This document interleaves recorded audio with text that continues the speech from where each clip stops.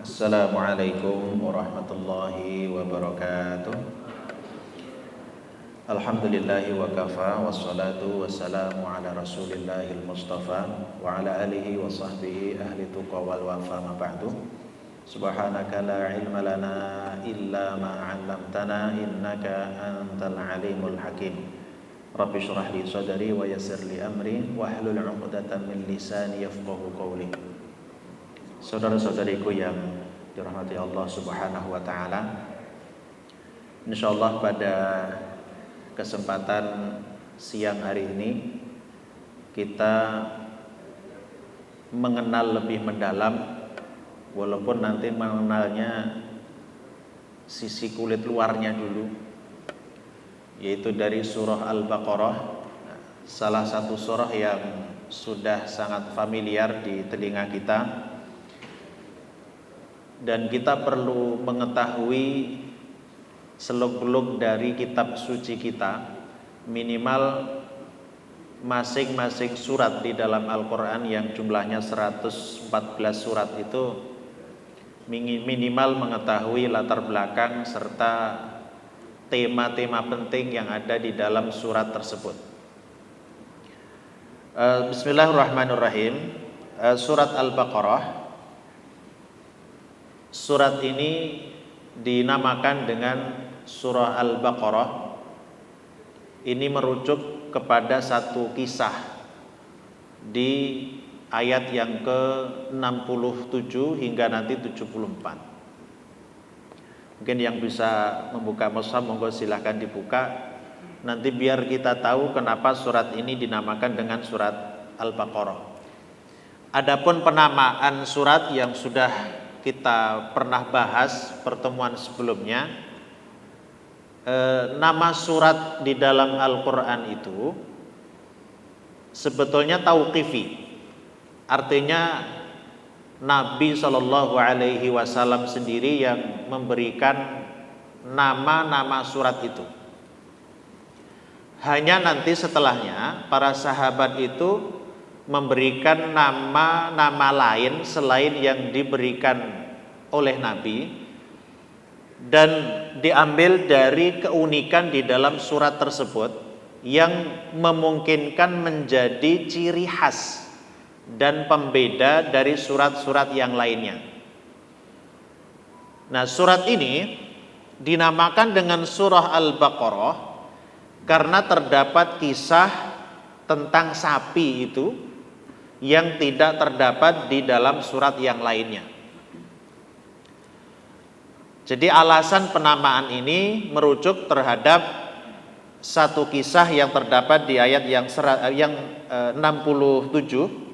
sampai nanti 74. Nah, ini mulai dari wa idz qala Musa liqaumihi innallaha ya'murukum an tadhbahu baqarah.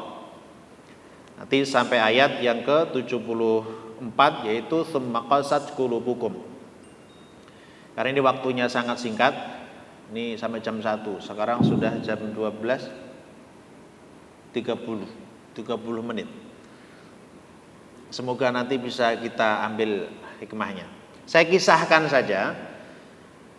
Di dalam surat Al-Baqarah itu sebetulnya ada 5 kisah yang mirip dengan kisah ini. Jadi dalam satu surat ada 5 kisah yang pernah Allah mematikan makhluknya kemudian dihidupkan kembali. Nah, nanti salah satu kisah ini adalah ketika Bani Israel itu ada kasus pembunuhan. Jadi ada seorang yang kaya tetapi tidak punya keturunan. Jadi ini harus hati-hati yang sudah kaya tapi belum menikah. Ini ada yang belum menikah? Ada yang belum menikah? Udah semua? Oh, belum kedua. Kalau itu ingin tok paling. Kisahnya adalah seorang yang kaya raya namun tidak memiliki ahli waris dari anaknya. Adanya itu keponakan. Keponakan itu anak dari saudaranya. Atau bahkan dalam riwayat yang lain anak paman, berarti sepupu. Karena tidak punya anak, maka harta waris itu nanti akan masuk ke sana. Lah namun keponakan atau sepupu ini menunggu Pak D-nya atau apa kalau Pak Le ya? Pak Le atau Pak D-nya ini tunggu mbak mati-mati Pak, kelamaan nunggu matinya gitu. Maka dia dengan sembunyi-sembunyi itu dibunuh dengan harapan kalau cepat mati dia akan cepat dapat warisan. Namun setelah dia meninggal maka terjadi perdebatan karena dibunuh di depan rumah orang lain gitu. Memang sengaja dibunuh di tempat yang sudah dipersiapkan oleh seorang anak ini. Kemudian terjadilah perdebatan panjang di kalangan Bani Israel, siapa pembunuh orang ini gitu. Karena sekian lama tidak ada kabar, bahkan sampai langsung dikuburkan. Nah, kemudian Bani Israel nggak terima karena saling tuduh, saling bermusuhan. Maka singkat kisahnya, Allah menurunkan wahyunya kepada Nabiullah Musa alaihi salam agar dia menyembelih sapi betina yang nanti salah satu anggota tubuh dari sapi itu silahkan dipukulkan ke jenazahnya, maka jenazah akan hidup dan akan mengabarkan siapa pembunuhnya.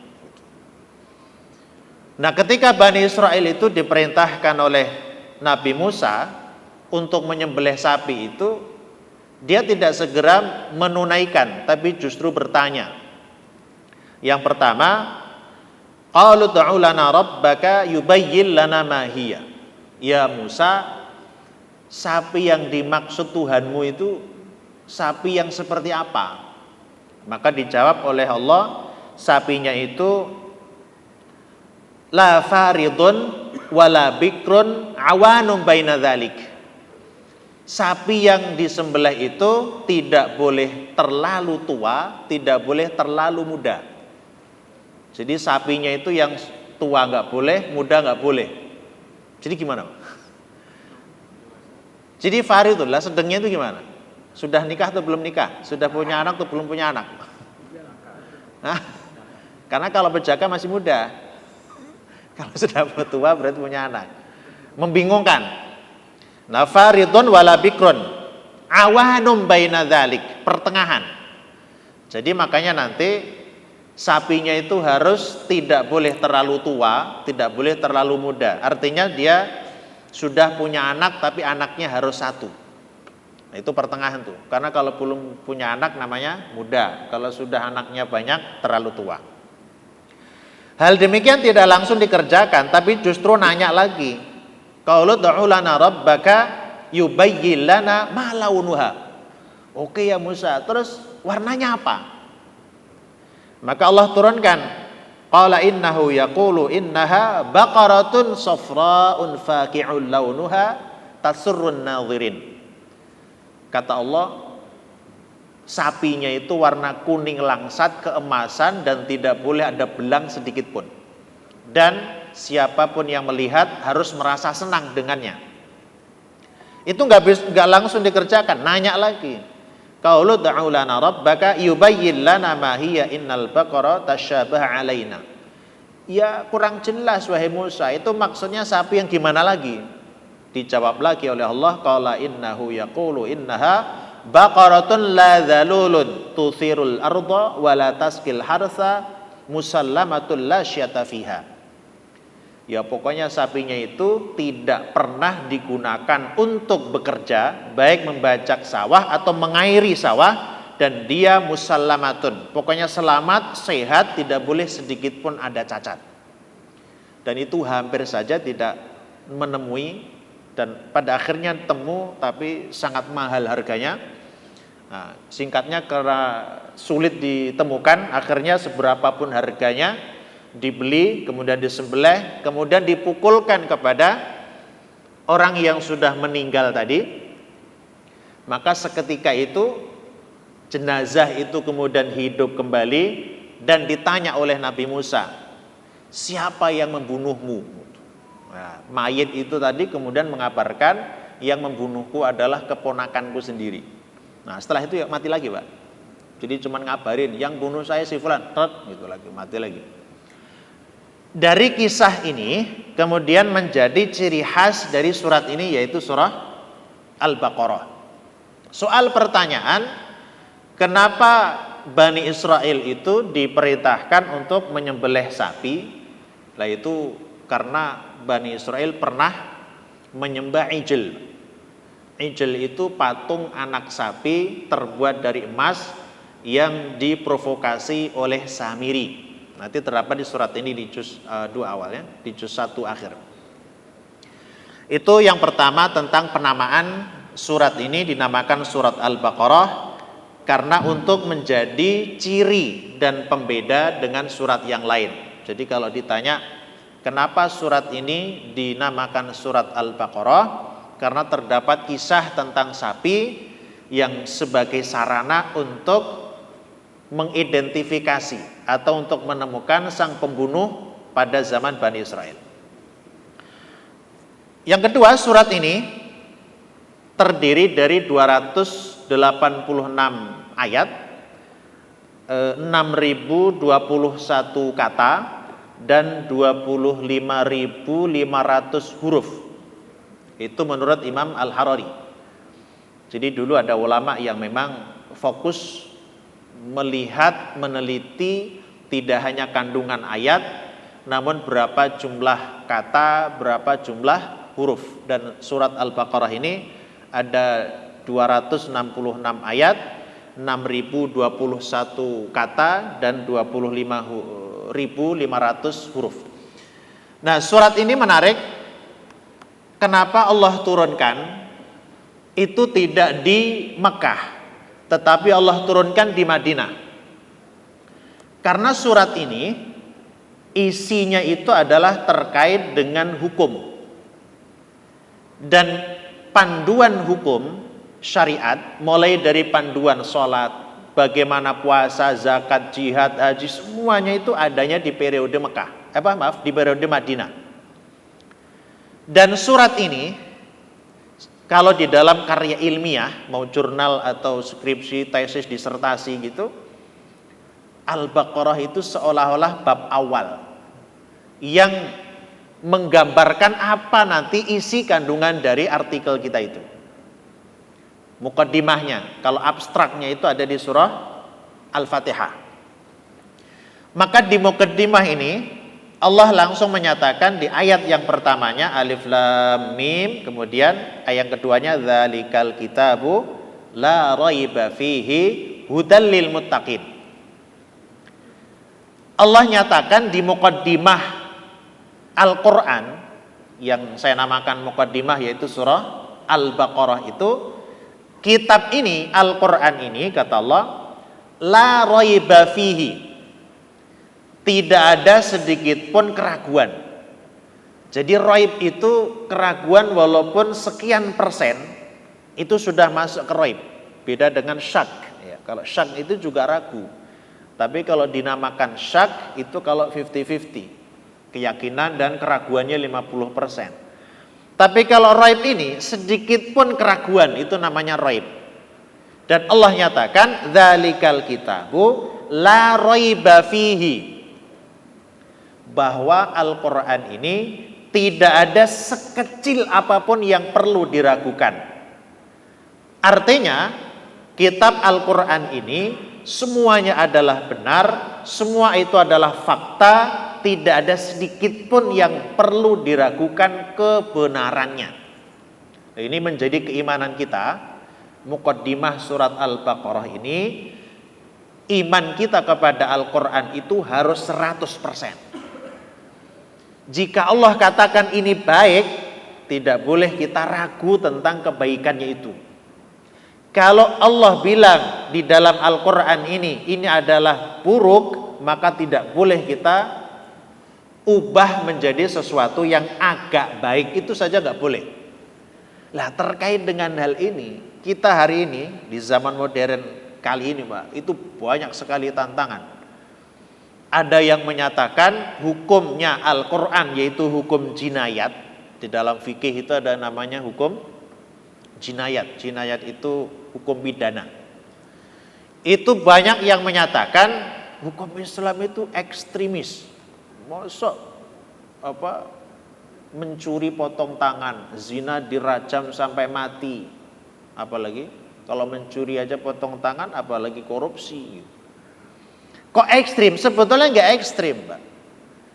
Itu adalah hukum yang menghilangkan kejahatan sampai pada akarnya. Itu cara Allah untuk menghilangkan. Jadi ibaratnya hukumnya Al-Quran itu, kalau ada asap, yang dicari, yang dihilangkan bukan asapnya, tapi dicari api yang membuat asap ini, sehingga tidak ada asap lagi gitu.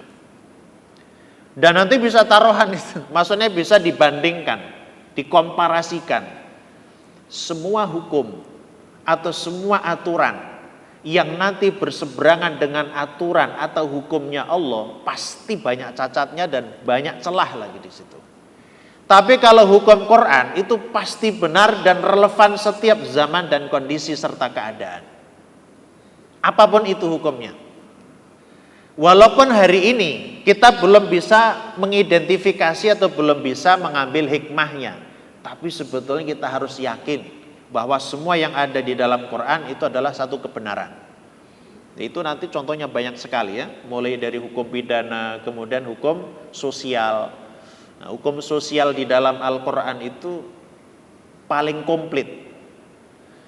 Kalau Allah sudah berbicara soal akidah, itu memang tidak bisa ditawar lagi.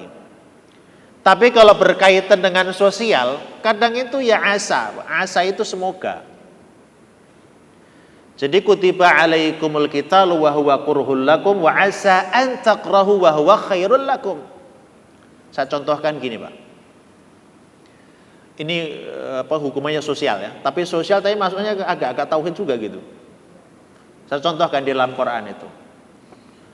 Nabi Yunus itu kan pernah marah kepada kaumnya. Kenapa marah? Karena kaumnya ketika didakwahi tidak mau mendengarkan. Emosinya Nabi Yunus kemudian muncul. Karena tidak mau mendengarkan, maka akhirnya minggat. Harwala itu sebenarnya bukan pergi, minggat, karena marah sama kaumnya. Minggatnya atau perginya, meninggalkan kaum itu buruk. Tapi keburukan yang dilakukan oleh Nabi Yunus sebetulnya nanti akan menjadi kebaikan. Kenapa? Karena ketika Nabi Yunus pergi itu kan sebelum pergi sudah dikasih tahu, wahai kaumku, kalau kamu sampai 3 hari tidak segera beriman, azab Allah akan datang. Dikasih waktu 3 hari. Hari pertama umatnya masih bangkang. Kenapa masih membangkang? Karena Nabi Yunus dilihat masih di rumah. Logikanya masyarakat tuh gini, kalau memang ada azab betulan, Yunus itu harusnya sudah pergi dong logikanya. Maka diinceng di rumahnya, oh masih ada, oh berarti belum. Hari keduanya masih ada di rumah. Lah hari ketiganya makin jengkel itu, kok sudah dikasih tahu mau ada azab kok malah tidak beriman. Akhirnya pergi.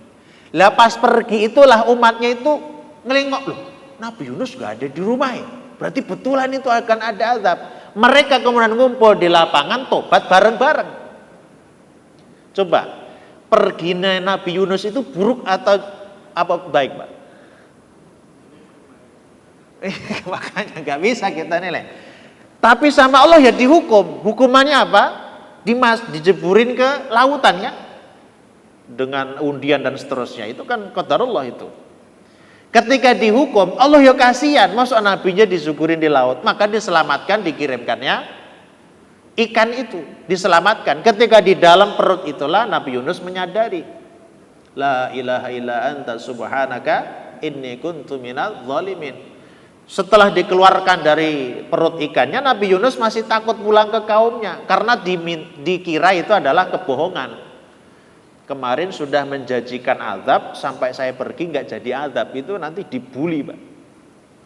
Dia nggak tahu ternyata sepeninggalnya Nabi Yunus membuat umatnya bertaubat. Dan ternyata seluruh kampung itu kata Allah diterima taubatnya dan semuanya diterima Islamnya. Loh, berarti Islamnya kaumnya itu gara-gara apa? Gara-gara perginya Nabi Yunus. Tapi perginya Nabi Yunus disalahkan oleh Allah. Ayo, bingung kan? Itu sosial maksud saya. Jadi nggak bisa sosial itu kita hukumi 1+1 pasti 2. Kalau nggak percaya yang sudah menikah coba 1+1 berapa Pak? Atau sudah punya 1+1 harusnya berapa? Belum tentu Pak. Kata orang Jawa 1+1 itu bisa 0. Karena yang lama pergi, yang baru pergi juga. Kalau kita mengatakan sesuatu yang menimpa kita itu pasti buruk, belum tentu juga. Karena semuanya sudah diatur oleh Allah. Kadang Allah memberikan sesuatu kebaikan itu melalui keburukan. Contoh misalkan, ada tawuran atau saudara, ada kakak beradik itu berantem, kemudian dia pergi keluar kota, keluar Jawa, entah itu ke Sumatera, kemana gitu. Awalnya bermusuhan saudara itu kan buruk. Tapi kalau orang baik, dimanapun dia berada, itu nanti akan menyebarkan kebaikan. Jadi di Jawa itu banyak pesantren. Itu diantara hikmahnya karena kakak adik dalam pesantren itu gak akur Pak. Maka dia pergi Kalimantan, minggat aja. Lah minggatnya di Kalimantan itu dirikan pesantren Pak. Itu sosial dalam Quran, itu terkadang sulit untuk ditebak. Nah surat Al-Baqarah ini saya akan singkat saja ya. Awalnya itu menyatakan bahwa Quran ini semua isi kandungannya adalah sebuah kebenaran, tidak boleh kita ragu.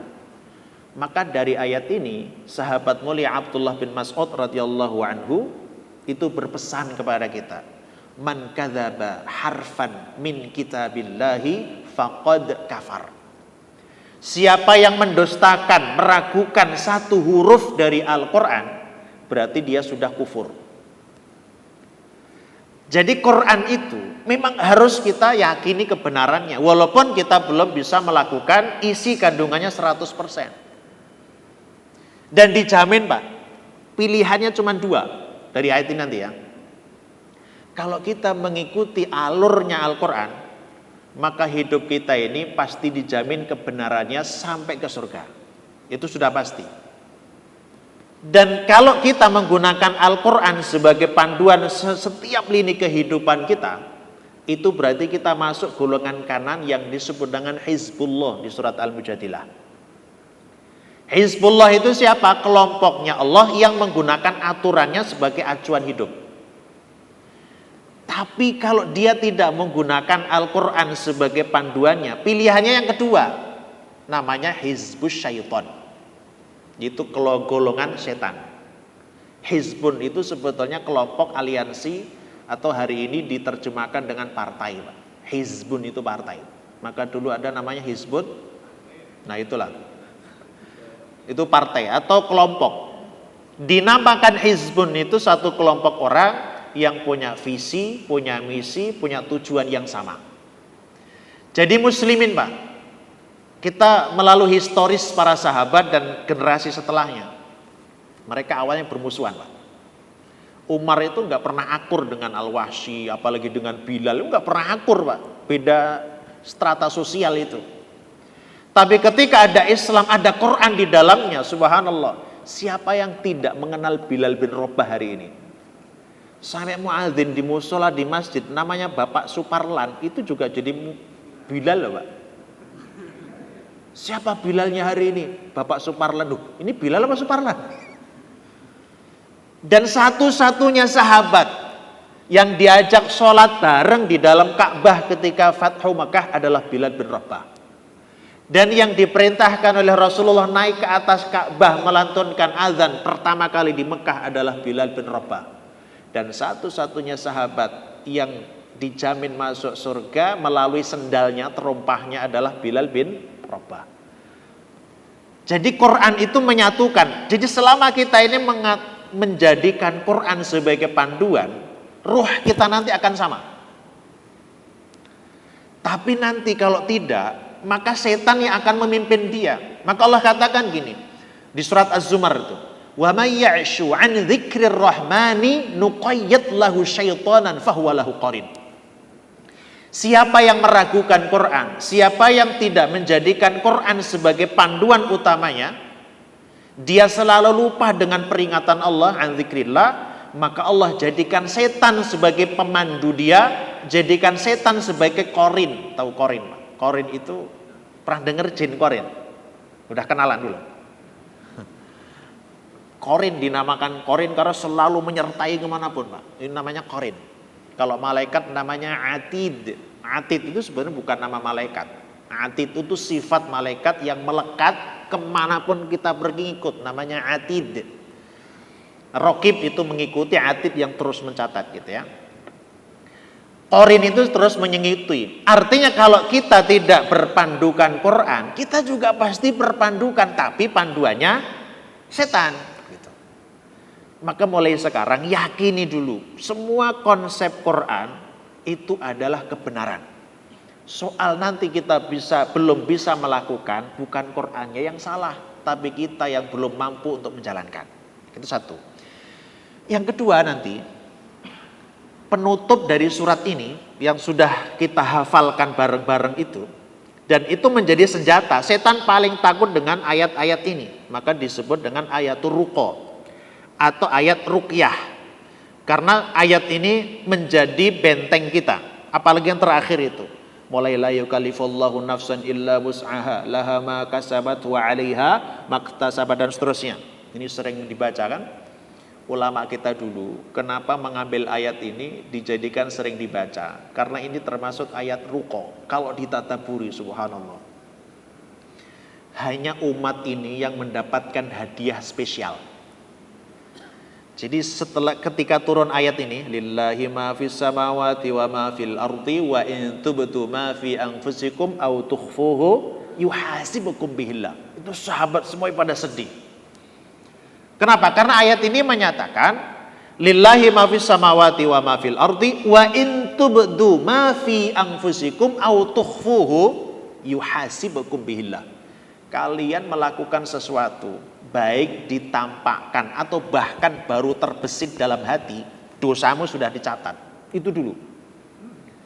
Jadi kebayang kalau antum misalkan jalan, mangga enak tuh kayaknya, dicuri, itu udah dosa dulu.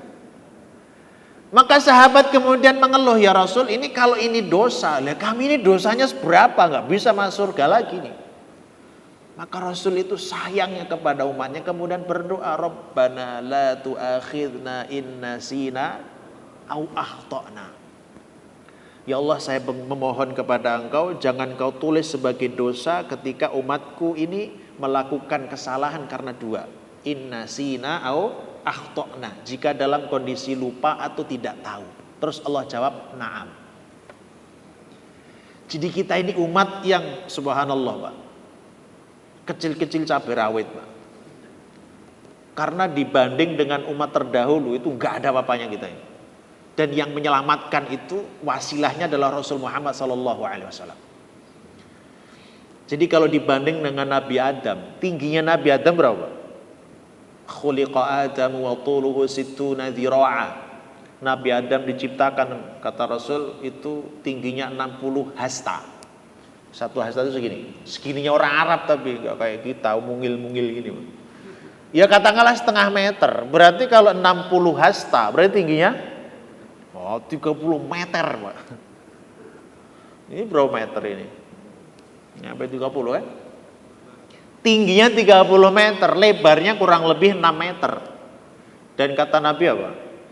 Semua penduduk surga itu ala surati Adam. Nah, jadi nanti nggak ada yang kecil-kecil ini, Pak. Di surga itu fisiknya seperti fisiknya Nabi Adam alaihissalam. Terus Rasul mengatakan semakin lama itu manusia semakin mengecil, mengkeret, Pak. Ya sampai segini-gini nih. Saya nggak kebayang kalau Nabi Adam masih hidup melihat kita, apa sih kecil-kecil? Tentu secara fisik itu jauh banget. Yang kedua dari sisi usia, Pak. Masya Allah, usia Nabi Nuh saja itu 1050 tahun lebih, minimal 1050. Nanti hitung-hitungannya 950 tahun bersama umatnya. Nah kita usianya kita berapa? Ini rencana berapa? Loh, Nabi sudah memprediksikan melalui wahyu, a'maru ummati ma baina sittina ila sab'in faqaliluhum man yujawwizu dzalik. Usia umatku itu hanya 60 sampai 70 tahun. Yang lebih 70 tahun ada, tapi sedikit. Jadi kalau sekarang yang usia sudah 60 tahun, dia tinggal nunggu, Pak. Sudah maghrib itu. Bentar lagi sudah surup. Tapi gak menjamin, Pak. Kadang yang muda langsung mati Pak, sekarang. Itu usia, Pak. Dari sisi ibadah, kalah, Pak. Ibadahnya Nabi Ibrahim misalnya, ya 50 kali sholat sehari semalam.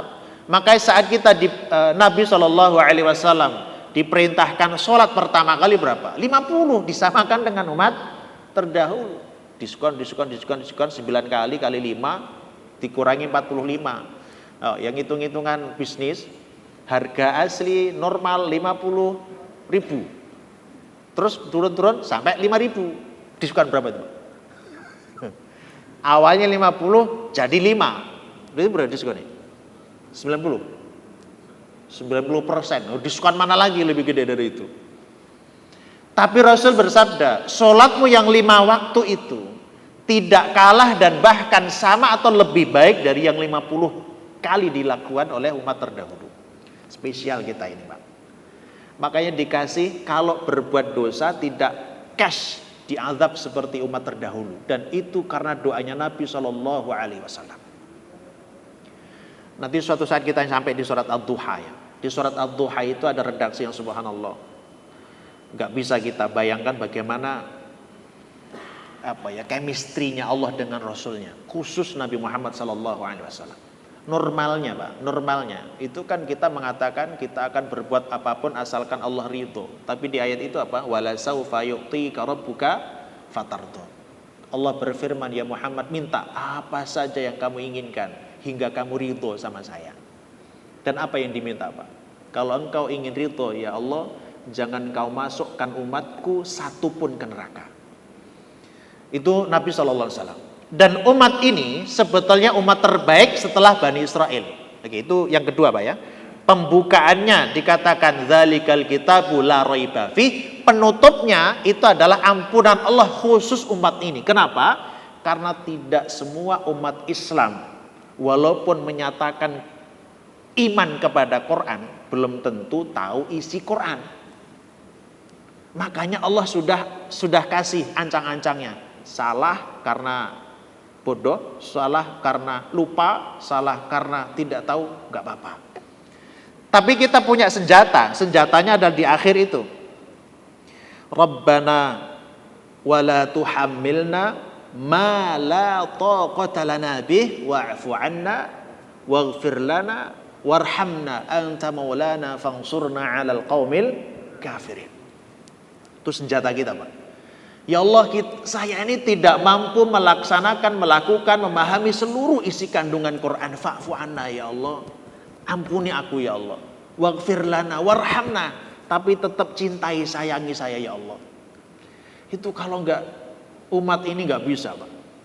Itu yang kedua ya. Yang terakhir. Jangan sampai satu. Surat Al-Baqarah itu jumlah ayatnya berapa? 286.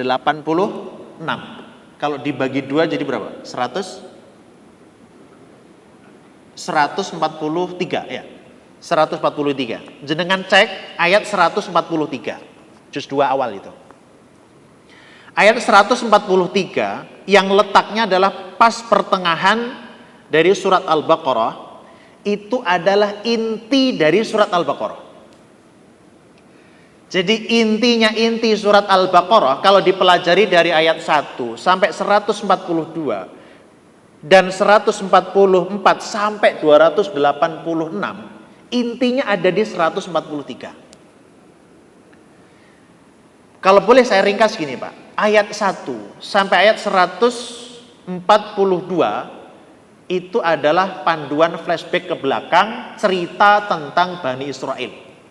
Kalau ingin tahu bagaimana sifat sikap Bani Israel, silahkan dipelajari awal surat Al-Baqarah sampai ayat terutama ayat 40 ya, mulai dari ayat 40 sampai 142. Kita akan tahu Allah itu pernah berfirman 2 kali dalam surat ini. Inni faddaltukum 'alal 'alamin. Bani Israel itu pernah diberikan gelar oleh Allah, wahai kalian Bani Israel, adalah umat terbaik di seluruh alam ini pada waktu itu. Sebelum saya lanjutkan, biar gak gagal paham, Pak. Ini kalau saya bilang Bani Israel itu selalu pikirannya ke Palestina soalnya. Gini, Pak, ada 3 istilah yang harus difahami kalau ngaji Quran ya. Ada Bani Israel, ada Yahudi, ada Zionis. Itu beda. Ya. Bani Israel, Bani itu adalah anak keturunan. Israel itu adalah nama lain dari Nabi Yakub. Nabi Yakub itu nama lainnya adalah Israel. Israel itu bahasa Ibrani. Israel itu diambil dari kata Isra namanya Abdul, Il itu Allah. Jadi Israel itu adalah Abdullah. Itu adalah gelar untuk Nabi Yakub bin Ishak bin Ibrahim alaihissalam. Ini perlu catat ya. Jadi Israel itu adalah nama lain dari Nabi Yakub, putra Nabi Ishak, putranya Nabi Ibrahim. Berarti cucunya Nabi Ibrahim. Nah, Nabi Yakub atau Israel punya anak 12, termasuk Nabi Yusuf dan Bunyamin. Anak tertuanya namanya Yahuda. Anak keturunannya menisbatkan menjadi Yahudi. Nah, jadi Yahudi itu ada 2 pengertiannya. Yahudi yang merujuk kepada nasab berarti anak putra dari Nabi Yakub, karena nanti Yahuda punya anak keturunan, itulah yang menisbatkan suku Yahudi itu. Yahudi itu. Yang kedua, nanti Bani Israel ini akan pecah setelah pasca Nabi Sulaiman. Setelah Nabi Sulaiman wafat, nanti pecah, dan lambat laun Yahudi ini tidak hanya menisbatkan sebagai putra Yahudi, tapi menjadi aliran teologis atau keyakinan. Jadi keyakinan mulai dari situ. Oke. Jadi Yahudi itu ada 2 jenis. Yahudi yang dirujukkan kepada nasab berarti baik. Wong itu merujuk kepada anak keturunan Yahuda bin Yakub bin Ishak bin Ibrahim. Tapi kalau Yahudi yang sudah masuk ke dalam ranah teologis, itu yang sesat. Oke. Yang ketiga Zionis. Jadi ceritanya Yahudi itu nyebar kemana-mana karena nanti dijajah oleh Bukhtanasor atau Nabukadnezar itu, mereka jadi budak di Irak, jadi budak di mana-mana. Ada satu aliansi politik yang menginginkan kembali kepada Palestina, padahal sudah dihukum oleh Allah. Nanti di surat Al-Baqarah juga diceritakan tidak punya negara itu karena sudah dihukum oleh Allah. Nanti suatu saat kita boleh cerita tentang itu ya. Nah, singkatnya, Zionis itu adalah gerakan politik untuk mengambil alih di Palestina. Jadi gak sama. Tidak semua Zionis adalah Yahudi. Kemudian mereka mengatasnamakan Israel. Itu beda dengan Bani Israel dalam Quran, gitu ya. Dulu Bani Israel itu adalah umat terbaik.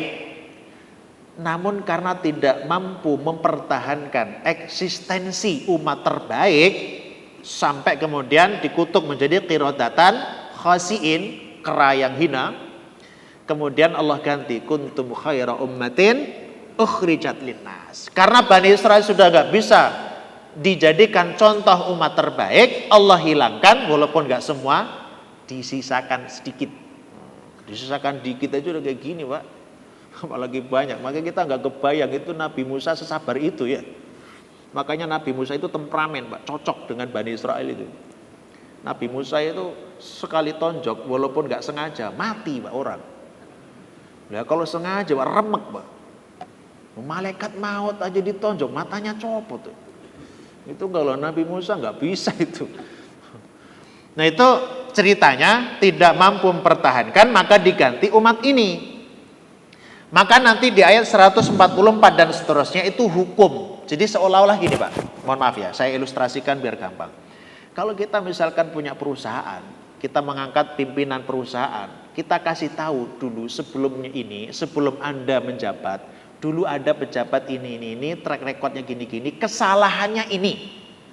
Maka Anda yang nanti menjabat jangan melakukan kesalahan yang sama. Aturannya ini. Nah gitu, Pak. Jadi Bani Israel Allah tampilkan pertama kali di surat Al-Baqarah itu agar kita bercermin. Semua kesalahan jangan diulangi lagi. Panduannya gimana? 144 seterusnya. Core-nya nanti di Al-Baqarah itu di ayat 143 harus menjadi jati diri kita agar tidak seperti Yahudi, tidak seperti Nasrani. Allah kasih apa? Wa kadzalika ja'alnakum ummatan wasaton.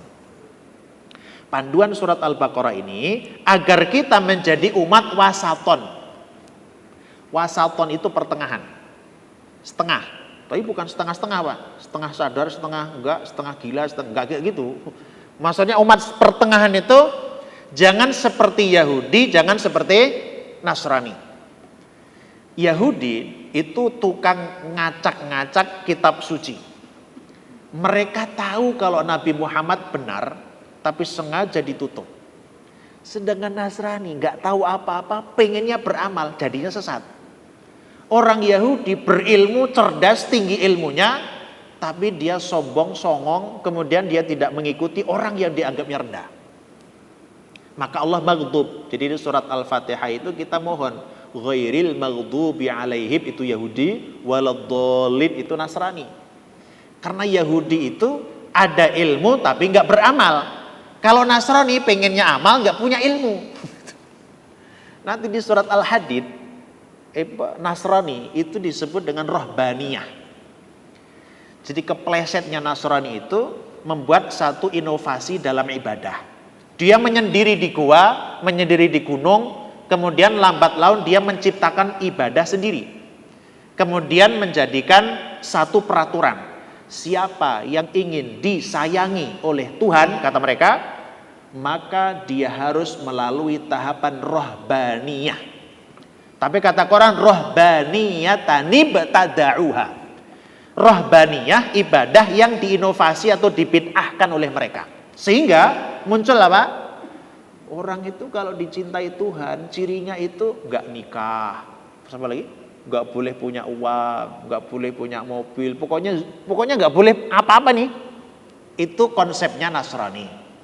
Sebelum nanti datangnya Martin Luther dan kawan-kawan memprotes ini, kemudian berubah lagi.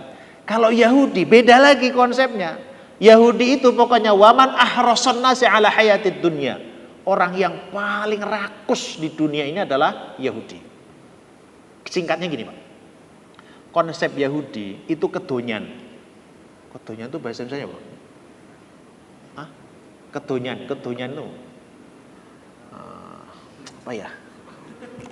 Kedonyan, Pak. Tahu kedonyan, Pak? Yang penting paham lah ya. Oh, nggak paham juga. Kedonyan itu semua itu diukur dengan dunia gitu, Pak. Kedonyan. Jadi sampai nanti itu menjadi ibtila ya. Wa minan nasi apa tuh?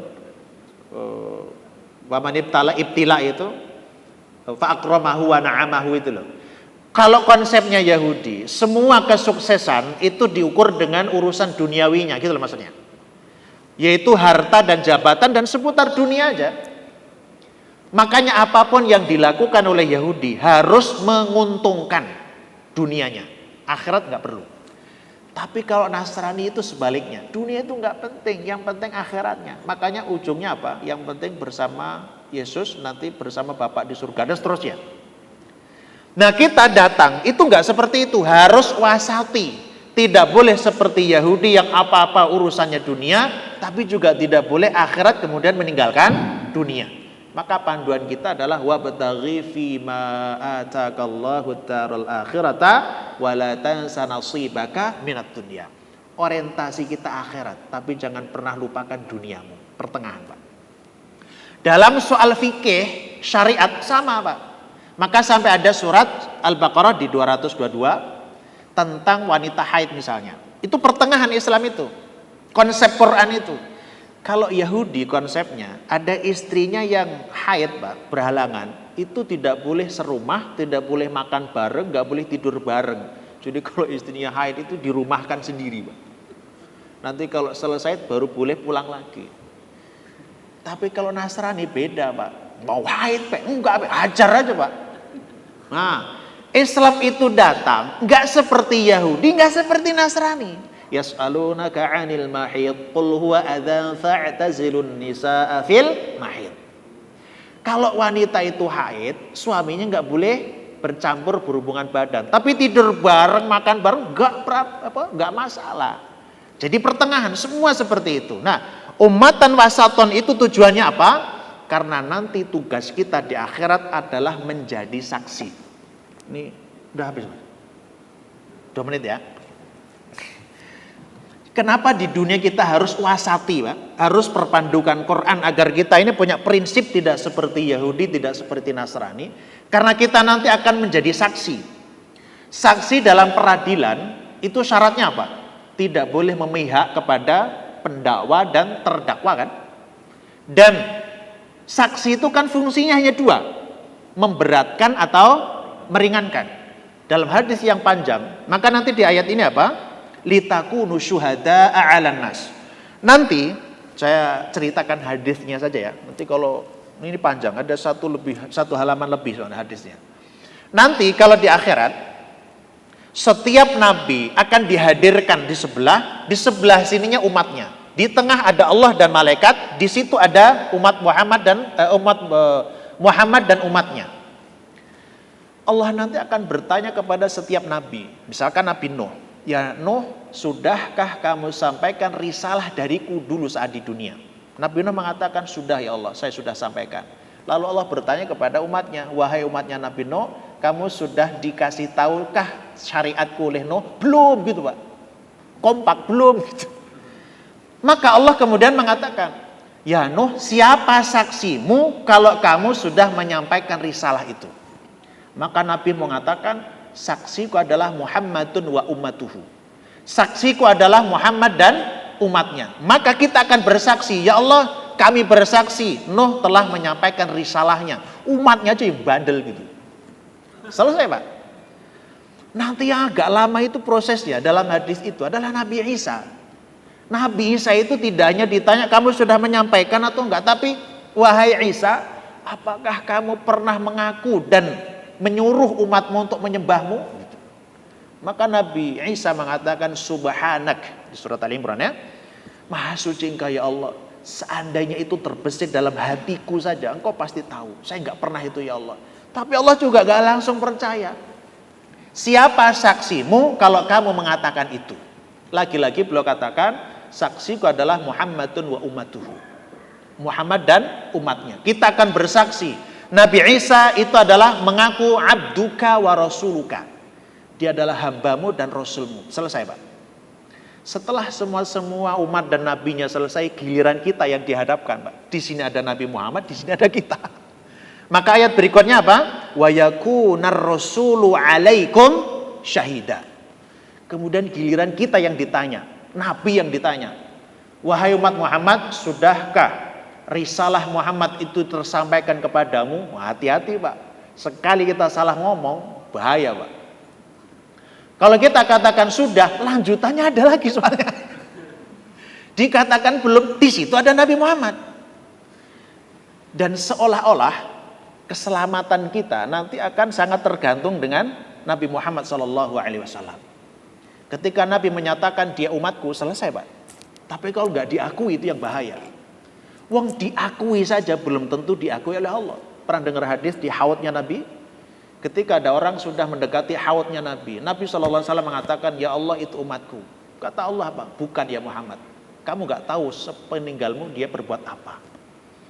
Jadi baik-baik sama Nabi Muhammad SAW, dan semoga kita diakui sebagai umatnya, dan semoga Rasul SAW meringankan kesaksian sehingga kita dimasukkan ke golongan orang yang terbaik, ahlil khairi wa ahlil jannah insyaallah. Amin ya rabbal alamin. Ini saya kira secara singkat terkait dengan surah Al-Baqarah. Insyaallah nanti kita lanjutkan di lain kesempatan. Wallahu a'lam bishawab. Wassalamualaikum warahmatullahi wabarakatuh.